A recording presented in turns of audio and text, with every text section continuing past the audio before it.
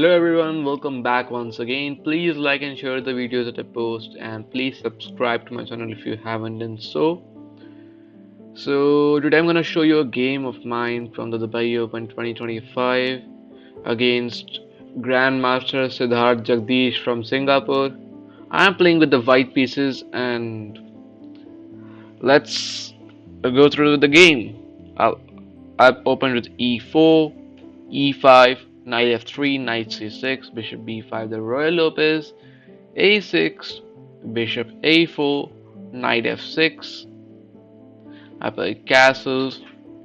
He played bishop e7, rook e1, b5, bishop b3, d6. So far so good. The main line, castles h3, and now here the branching point comes. Black can go for the Chigorin, the Breyer, and a lot of different lines like bishop b7, knight d7. There's a whole lot of diversity. He played knight b8, he went for the Breyer, d4, knight bd7, knight b82, bishop b7, bishop c2, and now rook to e8. This is the main line, knight g3, and usually black plays g6 and continues with bishop g7, something like this, and then this goes for c5 something. Yeah, he opts for a sideline a5, which is interesting actually. I played bishop d3, targeting his b5 pawn. He played b4. I think his prep was still here. I played bishop g5, and yeah, bishop d2 is the main move. And I went for bishop g5, which is more interesting. I first provoke h6 and now bishop d2, because the thing is now if I get a hop with my knight on f5, g6 won't be a problem because h6 will be hanging. This is a long-term factor. He, Now I gave him the choice either to take on c3, to play c5, or take on d4, whatever, because I'm targeting his b4 pawn now. He takes d4, c takes d4, and now c5. He wants to undermine my center, and yeah, if I play d5, I'm not sure actually. Bishop a6, and what's gonna happen next? It's kind of a bit complex because if I don't trade the bishops, then he'll just play c4, and it looks a bit dangerous for white.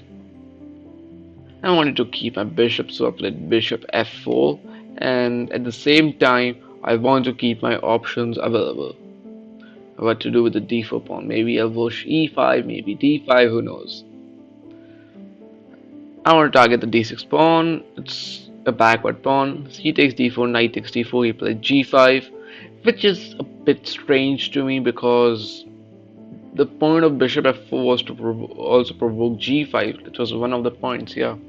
g5 I thought was just not possible because like it's giving up the f5 square forever for my knights are gonna hop on it and start a devastating attack on the king side. I play bishop e3. Now I'm sacrificing my e4 pawn because in this particular instance all you have to do is just care about activity and attack. And yeah, according to the engine, it's the best move. d5. He wants to trade in the center, and it will just open his bishop's diagonal, which is a bit unpleasant. So I played bishop b5, and he was sacrificing my e4 pawn. Now he played d takes e4. Very natural. He wants to plant his pawn in the center of the board. Maybe he can sack his exchange and like hop the knight onto d3, h4, gh4. The thing is, I have to start attacking. h4 is not the best move actually, but it's the third best. slightly better for me. G takes h4, knight gf5. Look at his miserable king. I'm attacking the h6 pawn and the h4 pawn. He played king h7. H6 pawn is of course more important. Queen g2.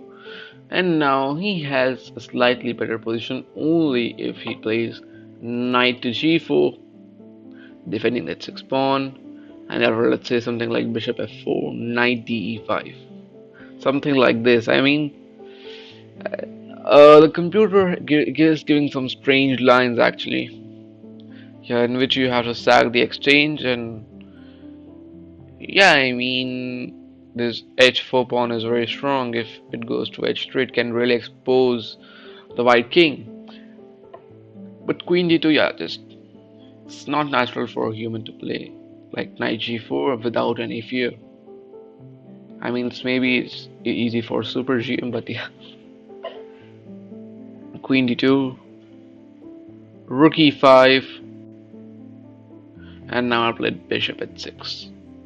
Yeah, rook e5 is actually a blunder, not so surprisingly.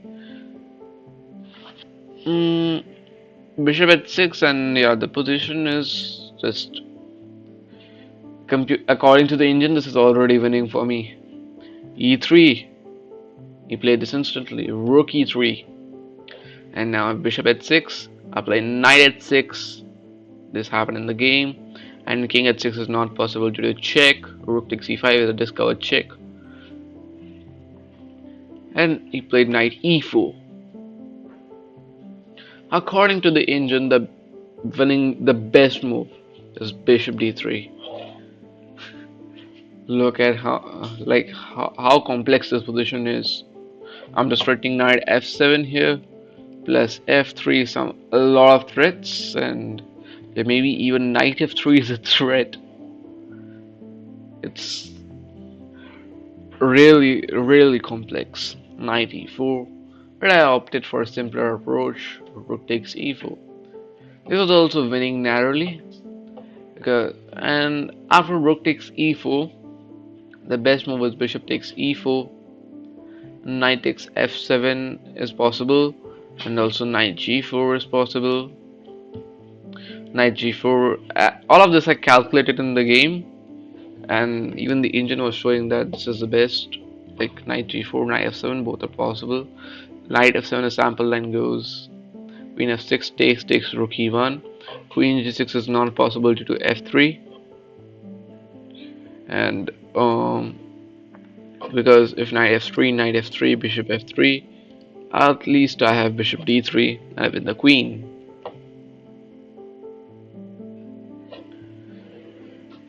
And knight g4 is also winning because I'm threatening. There is simply too many threats. Queen h6 takes a threat. Bishop takes d7 is a threat.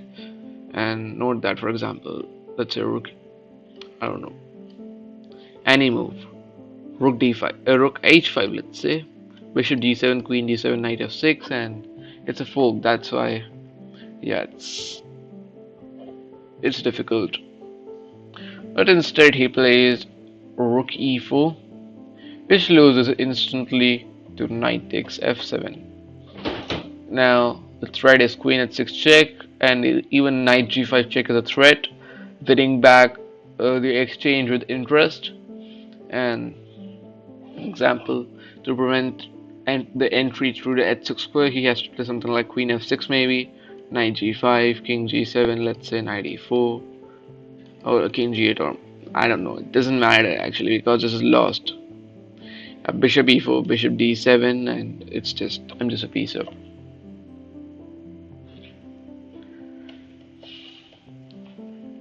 Yeah, so after knight f7, he thought for a while and then decided to resign.